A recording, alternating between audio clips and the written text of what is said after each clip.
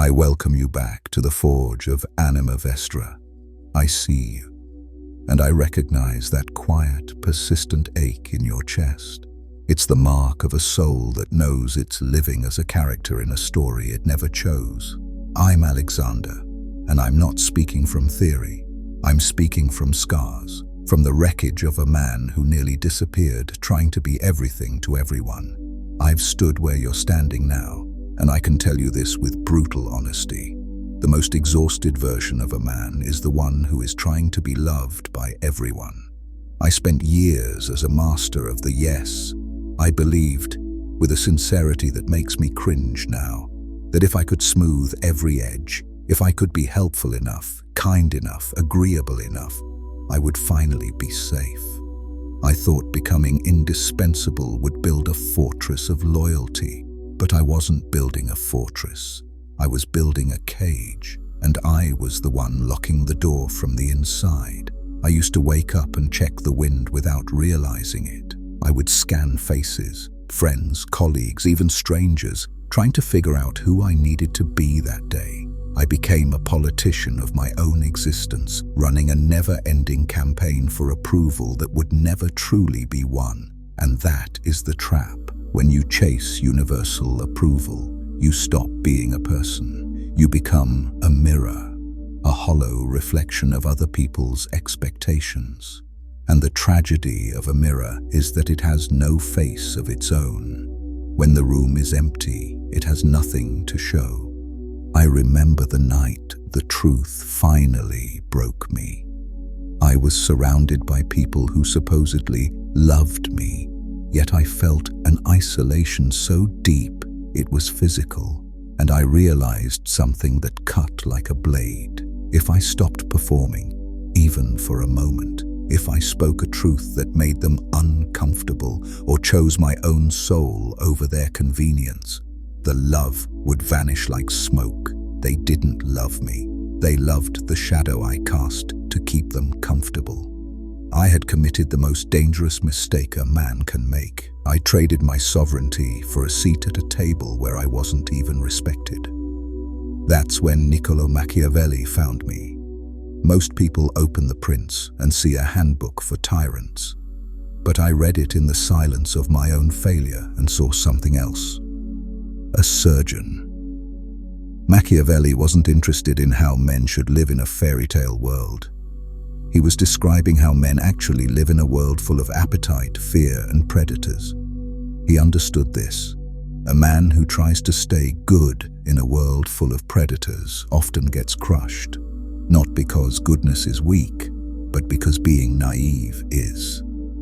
He wasn't telling us to become evil. He was telling us to wake up, because the desire to be loved becomes a leash. People will praise you while it serves them, and drop you the moment it doesn't. I learned that the hard way. I felt betrayal from people I spent years pleasing. I watched them disappear the moment I finally said no. And as much as it hurt, something else happened at the same time. A weight lifted off my chest. I realized likability is often just a polite word for predictability. If people know you crave their approval, they hold the remote control to your emotions. They know exactly which button to press to summon your guilt, your fear, your need to prove yourself. You aren't a leader. You're a servant wearing a crown made of paper. In Discourses on Livy, Machiavelli speaks about how republics are forged through tension, through friction, disagreement, and conflict. And I realized a man is built the same way. A man without enemies is often a man who has never stood for anything. Truth is sharp. Truth has edges. And the moment you stop being a mirror and start being a man, you will lose people. You will be called cold.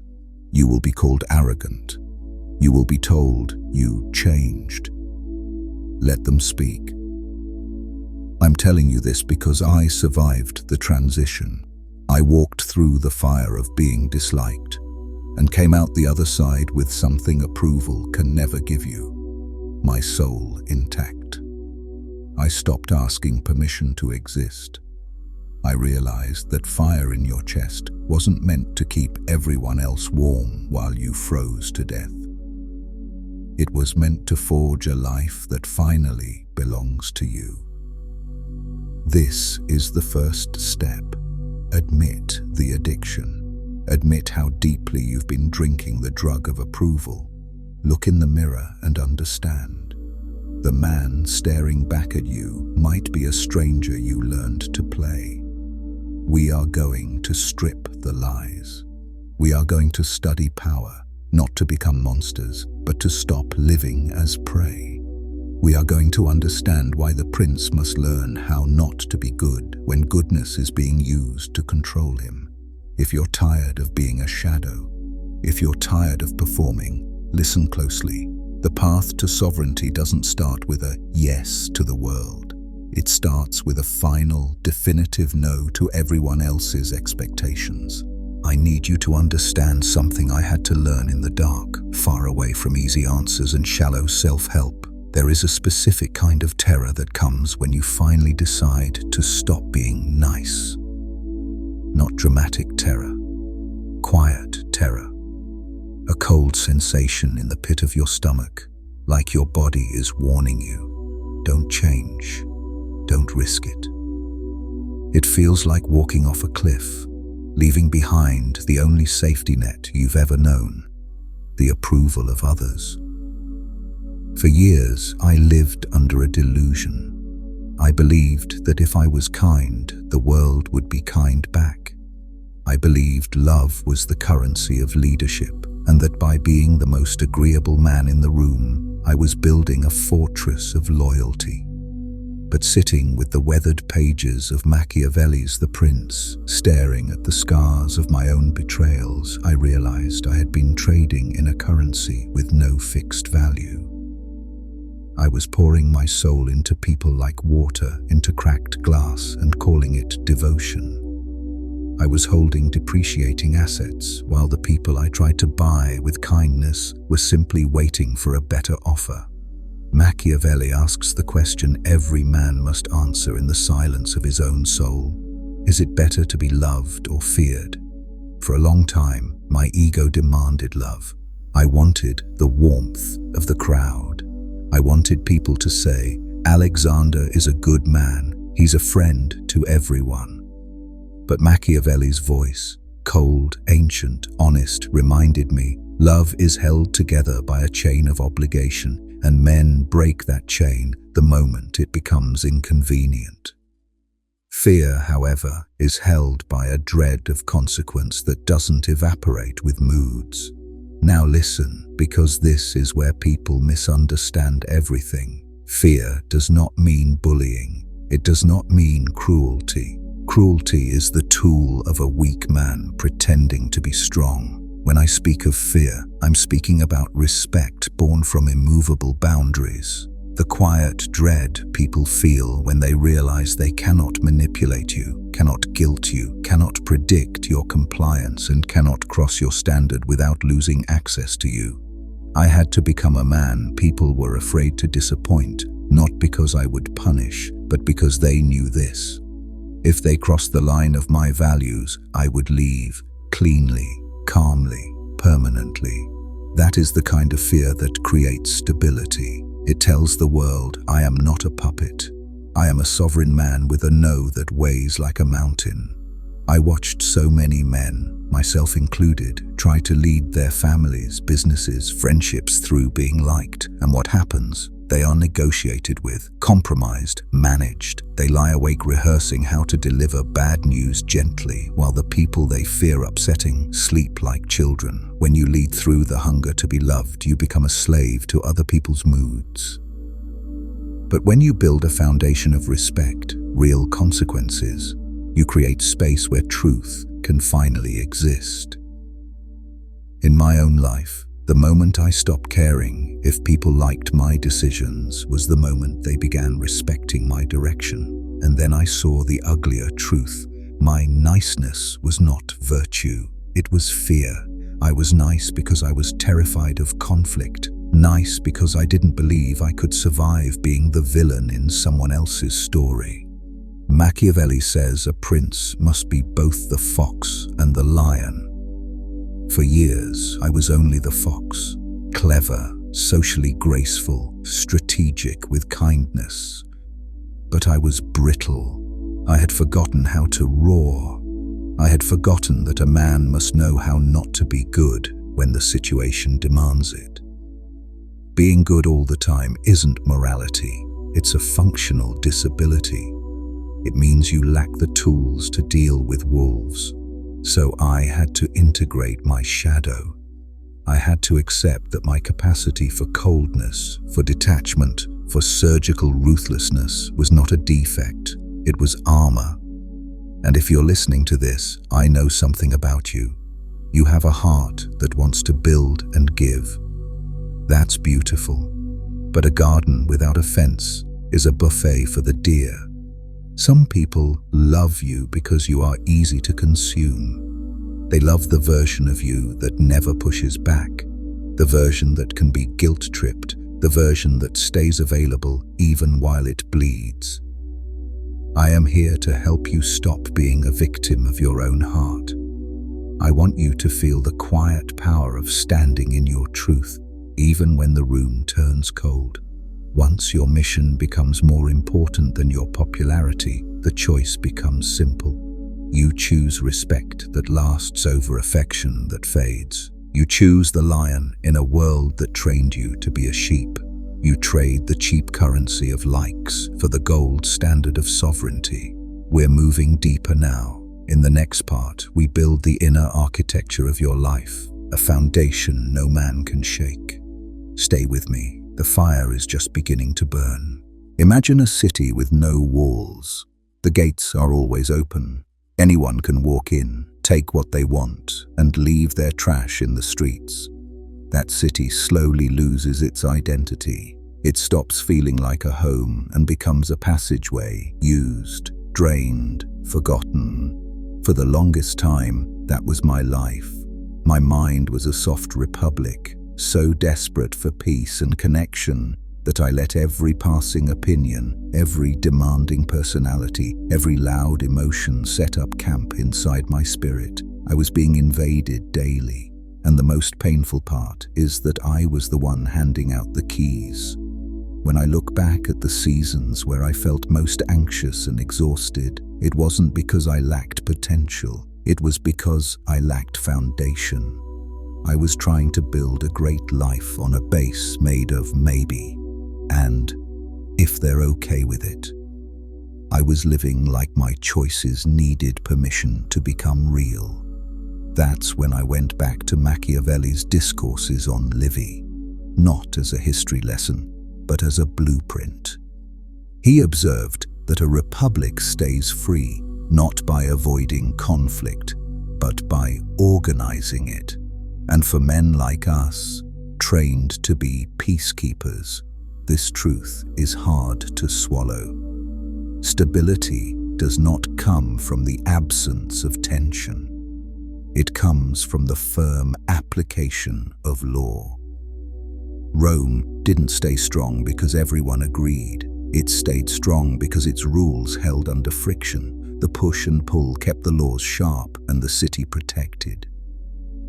Your inner life works the same way. If you don't have internal laws, if you don't have a constitution for your soul, you will be occupied. You will become a colony of other people's needs and expectations. Their moods will tax your energy. Their emergencies will draft your time. Their opinions will claim territory in your mind until you no longer know what you believe, only what keeps the peace. And you'll call it being nice. I had to sit down in the silence of my own failures and write my own laws.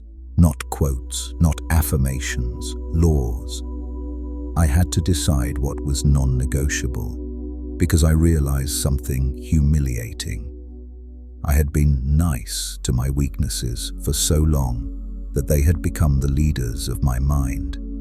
I was negotiating with laziness, bargaining with fear, letting impulse vote on my future. You cannot build a strong inner republic if every wandering feeling gets a ballot. So I audited my borders. Who was I letting in? Whose voice did I allow into my mornings? What compromises did I keep calling small just because they were familiar? And I saw the truth. By being gentle with toxic habits and loyal to mediocre circles, I was being profoundly cruel to the man I was meant to become. Every time I entertained gossip, I weakened my standard. Every time I stayed in a room I didn't respect, I trained myself to betray my instincts. Every time I accepted work from someone who didn't honor my time, I taught them my life was negotiable. Every time I said yes while my spirit said no, I violated my own constitution. That's how a man commits treason against his own future. Quietly, politely, repeatedly. So hear me. Your inner republic requires a guard. You need a standard, not a mood, not motivation. A standard. Clear rules that govern how you work, how you speak, what you tolerate, and who gets close enough to influence you. Machiavelli teaches that power isn't built on temporary favor, it's built on durable law. Your laws are practical, a non-negotiable morning routine, a refusal to participate in low-level drama, a commitment to your body, silence when you're provoked, the ability to leave a conversation that tries to pull you back into an old role. I remember the first time I enforced one of my laws against someone I cared about. I said, "No, I can't help you with this, because it violates the time I've set aside for my purpose." My old pleaser self panicked, but something surprising happened. They didn't hate me, they adjusted. And for the first time, they treated my time with real respect, because I finally made my boundaries real. You might be afraid a structure will make you less human, but the opposite is true. When you have walls, the life inside can finally grow. When you stop defending yourself from constant invasion, you finally have energy to create, to lead, to love from depth instead of obligation. So here's your assignment. Today, take a piece of paper and write the 3 laws of your inner republic. 3 things you will no longer negotiate. 3 borders you will defend. Calmly, consistently, without apology. Put them somewhere you'll see them. Live them for 7 days and watch what changes. Because this is how you stop being a soft target and become a man with a center. And in the next part, we'll talk about how to carry this standard into the outside world. How to walk among people without letting them move into your mind. You're building something that lasts. Don't stop now. There comes a moment in every man's journey where he has to decide, am I a character in someone else's story or the author of my own? For me, that moment arrived when I stopped searching for mentors who would pat me on the back and started searching for the truth about why I was still stuck. I took the cold, analytical eye of Machiavelli and aimed it inward, and I asked a question that tasted like ash. If I were a prince defending a city, would I trust a man like me to hold the gate? Back then, the answer was no. I was too easy to move. A kind word lifted me. A cold shoulder broke me. I was still playing the ancient game of wanting to be loved, which meant my standards were always for sale to the highest bidder of affection. So, in this part, I want to give you something practical, not philosophy, not inspiration, a tool. I call it the sovereign standard. It's the application of ruthless clarity to your outer world, the people, the requests, the invitations, the negotiations. And it begins with one reality you must accept. Your time, your energy, and your peace are limited resources. Every time you spend them trying to earn someone's approval, you are stealing from the mission you were put on this earth to complete. In my business and my personal life, I adopted what I call the policy of the fox. I started listening to subtext. I started watching incentives, because most people are not evil, but they are self-interested. That isn't an accusation. it's biology. When someone asks you for a favor that drains your focus or bends your values, they may not be trying to hurt you. They're trying to help themselves. My old mistake was thinking I had to accommodate that self-interest to be a good person. I confused leadership with servitude. I thought being noble meant being endlessly available. Not anymore. Now I run every interaction through my standard. I ask 2 questions. Does this protect what I'm building? Does this move my purpose forward? If the answer is no, then the answer is no. No excuses, no emotional essays, no long apologies to soften the boundary. Because an apology for a no is often a backdoor, a way of asking permission to have a spine. A sovereign doesn't ask permission to guard his time, he simply guards it. And sometimes the fox isn't enough. Sometimes you have to become the lion. In the modern world, your roar isn't volume. It's silence, it's absence. It's the calm willingness to be the difficult one in the room. I remember a negotiation where I was pressured to accept terms that were fair, but not aligned with my vision. The old me would have folded just to keep the relationship warm, but I saw the truth. A relationship built on my compliance isn't a relationship. It's a hostage situation. So I walked away. People called me unreasonable. They said I was arrogant. They told me I was making a mistake. 3 months later, they came back with terms that respected my standard. That was the lesson. When you don't abandon yourself, the world has to renegotiate its access to you. Now, here's the fear that will try to stop you. You're held back by 1,000 tiny threads of what will they think. You suspect that if you raise the entry requirements to your life, people will leave, and they will. The users will leave, the parasites will leave. The ones who only liked you because you were convenient will quietly disappear and look for a softer target. Let them go, because the strong, the ones with their own mission, the ones who respect truth and boundaries, those are the ones who stay. When I became willing to be disliked by many, I finally found the few who were worth building with. That is what the sovereign standard does. It filters noise. It creates distance from high-maintenance, low-integrity people. It turns your life from an open marketplace into a guarded kingdom. So start today. Audit your circle. Audit your calendar. Audit the requests you keep saying yes to. And use a simple gate test before you answer. What does this cost me? Does it align with my mission? Do they respect my time? Or just consume it? If it fails the test, don't negotiate. Close the gate. Your yes should feel expensive because it costs you life. When you give it too easily, it becomes noise. When you protect it, it becomes a signature. And the right people don't resent a guarded yes. They respect it because they know it's real. And remember, a clean no is kindness. A confused yes is betrayal. Because when you stop being easy to love, you become hard to manipulate. You start to carry weight in the room, not because you demand attention, but because you cannot be bought with a smile. We're nearing integration now. You've seen the mistake, you've changed the currency, you've strengthened the structure.